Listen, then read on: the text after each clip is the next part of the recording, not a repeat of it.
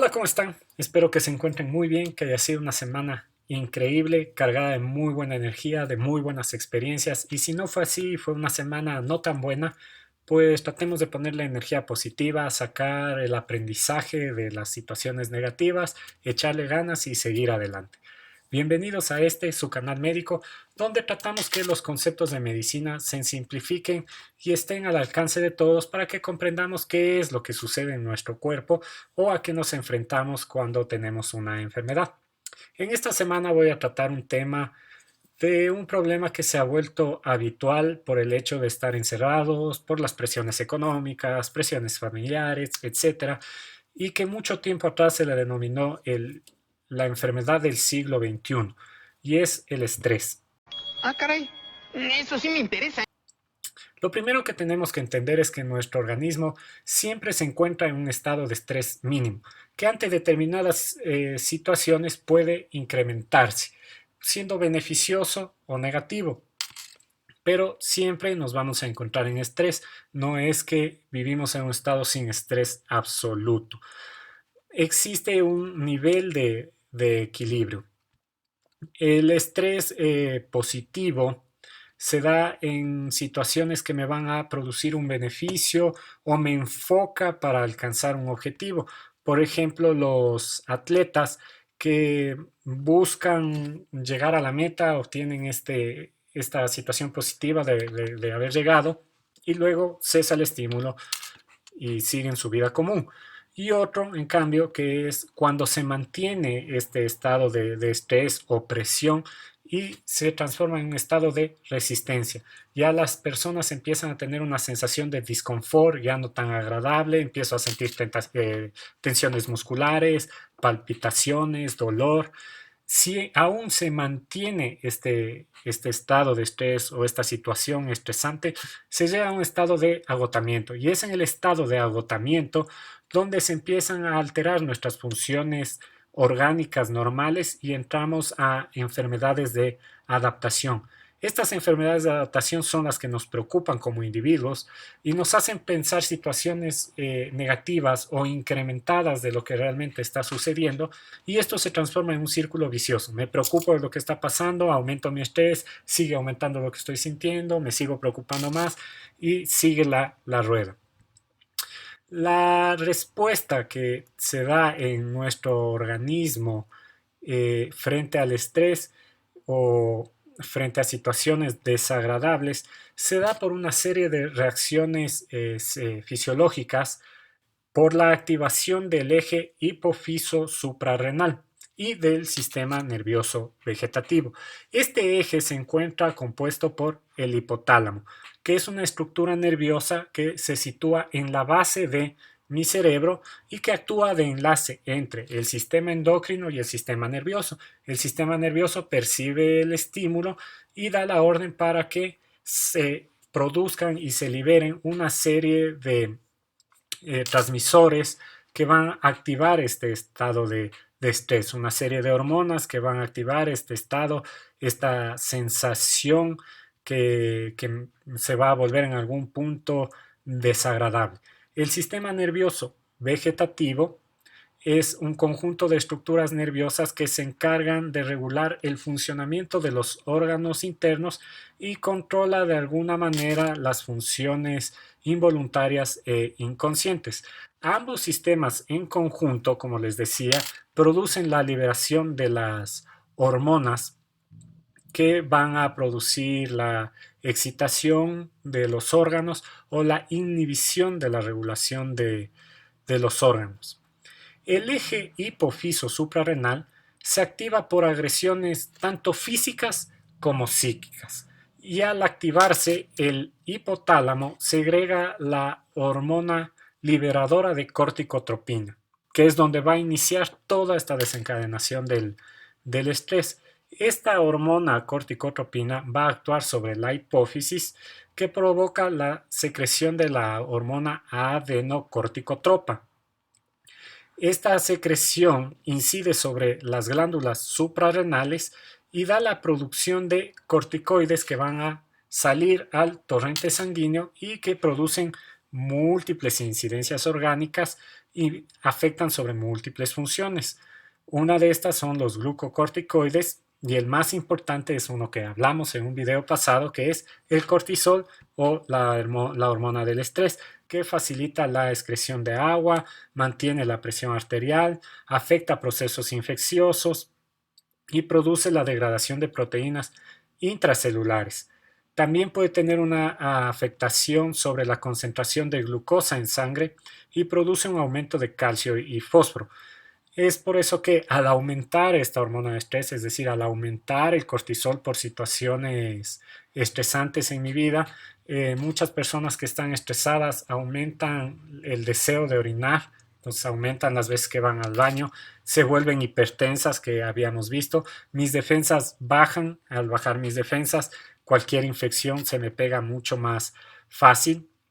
Para las personas diabéticas, el control de la concentración de su glucosa en sangre o el azúcar en sangre es mucho más difícil, empiezan a tener picos y se vuelve mucho más complejo el control. En cambio, en el sistema nervioso vegetativo, que es la otra parte que veíamos que influye en estas respuestas al estrés, la activación simpática supone la secreción de catecolaminas. Y las catecolaminas son la adrenalina, que es segregada por la médula suprarrenal, especialmente en casos de estrés psíquico y de ansiedad. Entonces vemos la segunda hormona o el segundo neurotransmisor importante. El primero el cortisol, ahora la adrenalina que responde al estrés psíquico y a la ansiedad. La noradrenalina, que es segregada por las terminaciones nerviosas simpáticas y aumentan su concentración principalmente en estrés de tipo físico, en situaciones de alto riesgo o de agresividad. Es la hormona que se encarga de definir si voy a luchar o voy a huir. Regresando en el tiempo a nuestros antepasados, si se encontraban con un animal salvaje, la secreción de esta hormona le daba el análisis de si debe huir para salvar su vida o enfrentarse para obtener caza y con lo que se iban a alimentar.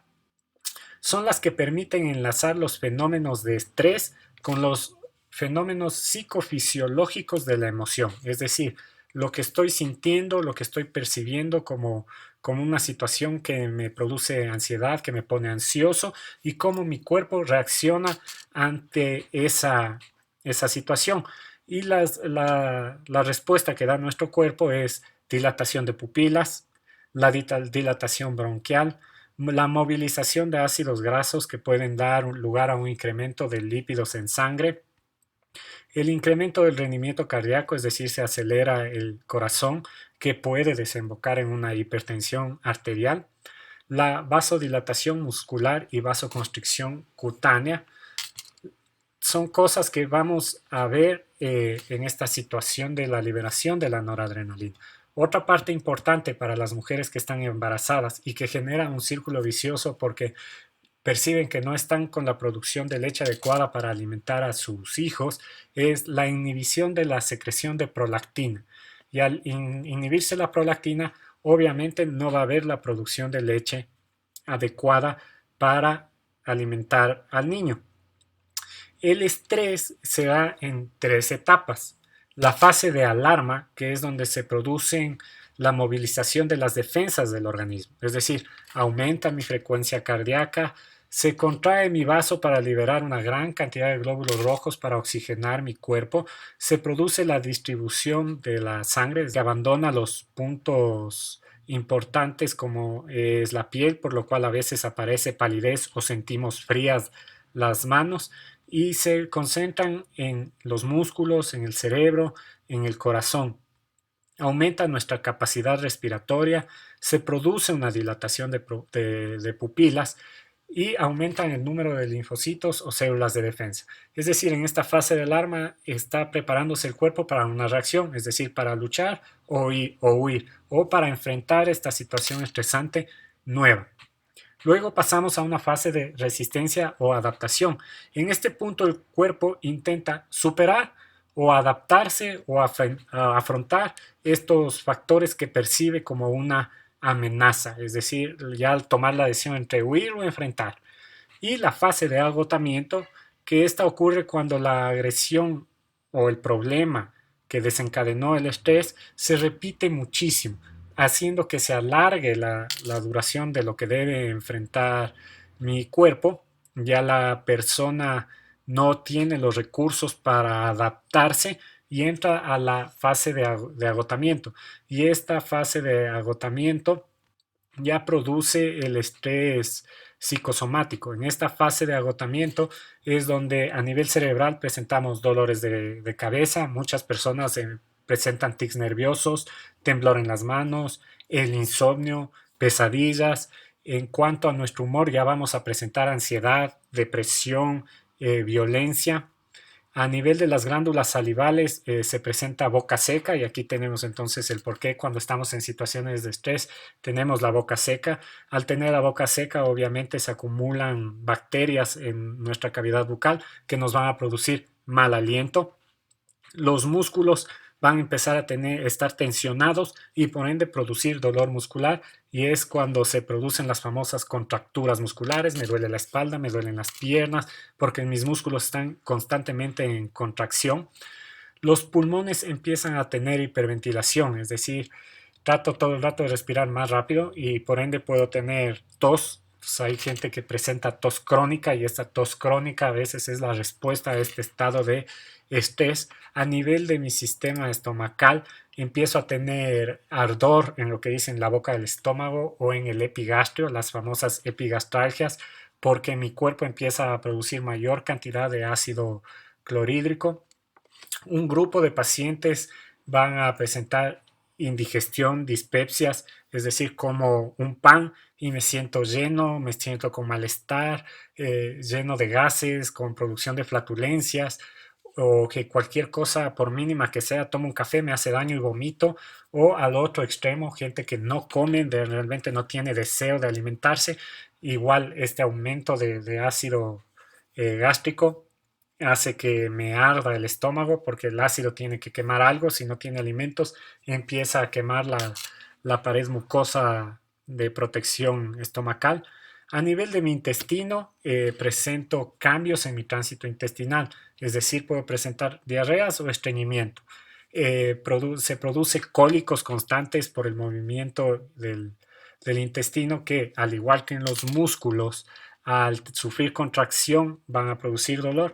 Exactamente es lo que pasa a nivel intestinal. Se producen contracciones durante estos movimientos que me producen dolor o los famosos cólicos. A nivel de la vejiga, pues aumenta mi deseo de orinar, es decir, poliuria. Voy mucho más seguido al baño, que ya vimos qué hormona es la que interviene.